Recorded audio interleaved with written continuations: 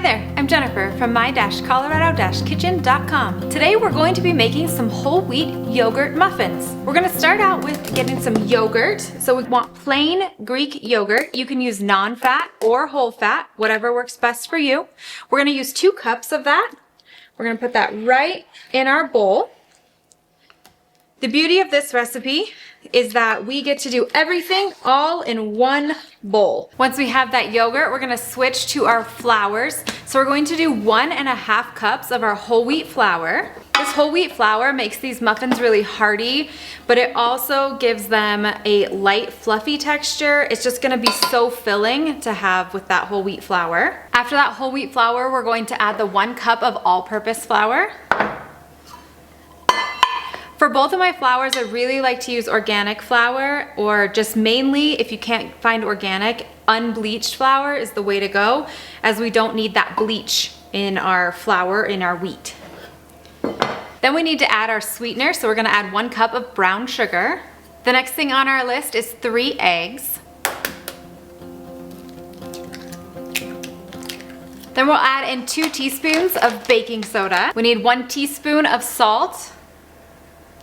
And then we still have one more ingredient, our raisins that we're gonna add, but I wanna mix this first and then we'll add the raisins. So I like to just grab my spatula here. This one is from Pampered Chef, I'll link it below, but it's got that nice scoop and it's a little bit heartier of a spatula so it can really get in there and mix up. If you like this video, don't forget to hit that subscribe button. I do post 2 new recipes each week and I don't want you to miss out. This is a thicker batter. We do not want to over mix it because we want it to be nice and tender, but we want to make sure that it is all incorporated together.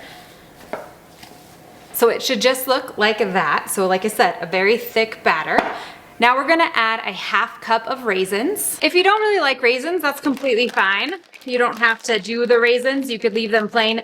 I think it adds to it. You could also add something else if you would like, a different dried fruit as well. The 1/2 cup is approximate, so if your family loves raisins, feel free to add more. If they don't, then I would keep it right at a 1/2 cup. We're just gonna mix those in.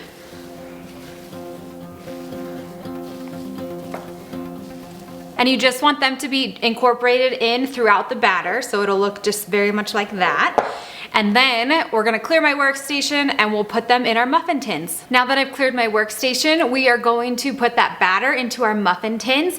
If you do not have silicone muffin tins, which I can link some in the description below, then make sure that you either use cupcake papers or that you grease your muffin tins so that these will come out nice and easy when you get them out of the oven. I am going to use my 3 tablespoon scoop to just scoop the batter into each of these. It makes just right at 24 muffins, which is absolutely perfect for us because then I can use it for 2 different breakfasts or 3, depending on how much we eat.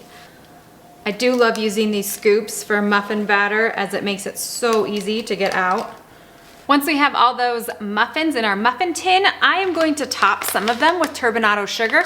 You don't have to. You can just leave them plain if you would like. I'm gonna go ahead and leave half of mine plain and then half of mine with that turbinado sugar on the top. Like I said, either way is just great. Then we're gonna put them in the oven at 350 degrees for about 25 to 30 minutes. I do want you to keep an eye on these as we do not want them to be overdone. So we want them to just be done.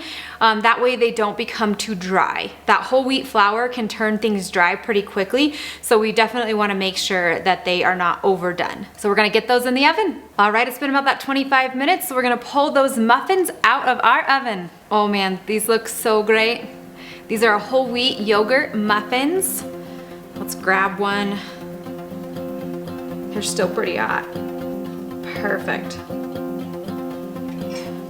Can add a little butter, maybe even a little honey.